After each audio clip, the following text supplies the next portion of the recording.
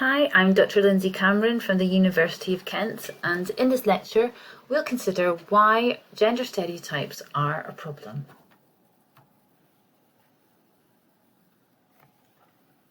We've covered what gender stereotypes are and the different aspects of gender stereotypes and how they manifest in children. So why are gender stereotypes a problem? Well, they're a problem to the extent that they restrict the choices and behaviour and the development of children and adults. They limit the experiences children get, for instance, in terms of play and career aspirations.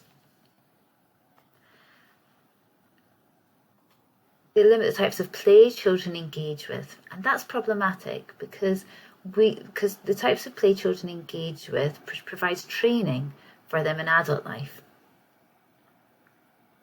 It shapes future careers and aspirations and academic choices as well. Research shows that it also impacts on well-being. A recent report surmised that children who play in more stereotypical groups exhibit lower well-being. Now we're going to look at each of these impacts of gender stereotype in detail. So let's first of all think about children's play. Children need a varied play to meet their developmental needs. They need a variety of different types of play for their social, their physical, and cognitive development. It provides a chance to nurture the skills that children will need in their adult lives. Importantly, stereotypically masculine and feminine toys develop different skills. So toys like construction, which are stereotypically masculine, tend to develop the fine motor skills and problem-solving abilities, whereas feminine toys are more likely to encourage nurturing behaviours, empathy, and also a focus on appearance.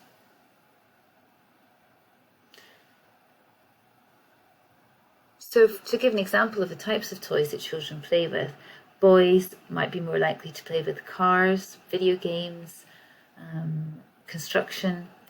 These types of games, which are masculine typed, who are stereotypical of males, develop visual, spatial and agentic orientation towards the self and others. Construction boosts physical development. There's fine motor skills, problem solving. Meanwhile, for girls, toys like dolls and princesses encourage nurturing and focus on the appearance. Domestic skills as well.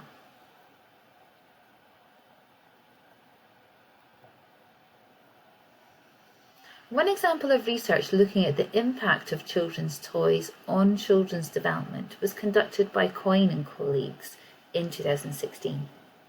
They looked at whether the extent to which children played with princesses, Disney princesses and media, impacted on their gender stereotypic behaviours. So they looked at the impact of playing with Disney princesses and engaging in that media on gender stereotypical behaviour. So in terms of the toy preferences children exhibit, and they looked at teacher and parent reports of gendered behaviours. They looked at body image and pro-social behaviour as well. They measured children's engagement with Disney media and then 1 year later measured these variables. So what did they find? Well, they found the more that children played and engaged with Disney princess media, the more that they were likely to conform to gender stereotypes 1 year later.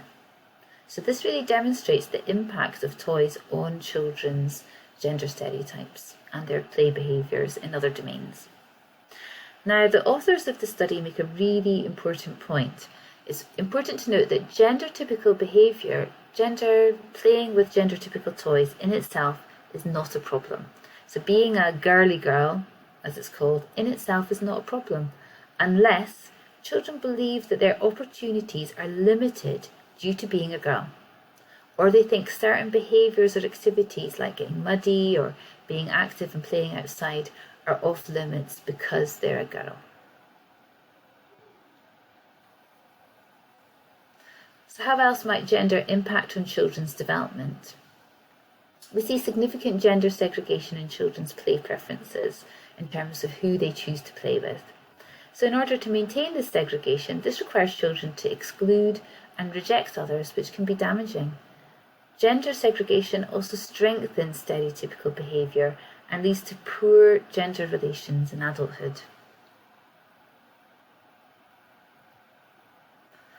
But not only this, gender stereotypes negatively impact children's career aspirations. It's thought that occupations and subject choice segregation is still a problem, and it's driving the gender pay gap. So in the 2018 Drawing the Future survey, which looked at career aspirations in children aged 7 to 11 years, it was found that boys overwhelmingly aspired to male-dominated professions such as engineering and science. Boys were 4 times more likely than girls to want to be engineers and twice as likely than girls to want to become scientists. Now, other research conducted by Mintel in 2017 looked at 7 to 15-year-old children in the UK and whether they thought different jobs were for girls or for boys. They found that children's beliefs about occupations strongly conformed to gender stereotypes. It was found that boys are more likely to think professions such as being a plumber or a builder are only for boys. Furthermore, there is a lack of boys picking up feminised professions such as being primary school teachers and nursing. And it's thought that this gender divide in terms of occupations is driven, perhaps, by toys which prepare children for specific occupations.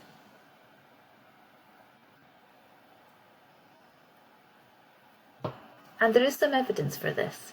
So to give you an example of a study from psychology, in their 2014 research, Sherman and Zerbriggen looked at the career preferences among children who played with either a Mrs. Potato Head or a Barbie. And they found that when Barbie was played with, girls are more likely to indicate fewer career options for themselves than boys. Meanwhile, when Mrs. Potato Head was played with, there was no difference in career aspirations. That is, the toys that children play with could have important ramifications for their perceived career aspirations of girls and boys.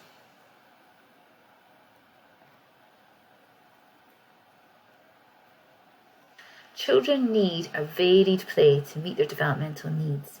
They need a variety of types of play for their social, physical, and cognitive development. And importantly, stereotypically masculine and feminine toys develop different skills.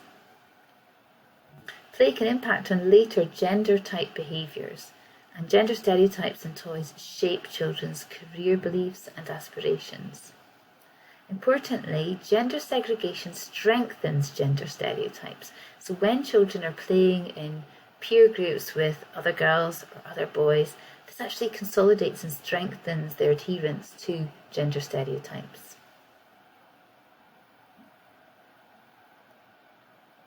So to summarise, gender stereotypes can impact on children's play. It shapes their play, what they play with and how they play, and their toy preferences. And this provides a training ground, some psychologists think, for adult behaviours. It can affect aspirations in careers and also well-being of children. It also shapes this gender segregation, which is problematic.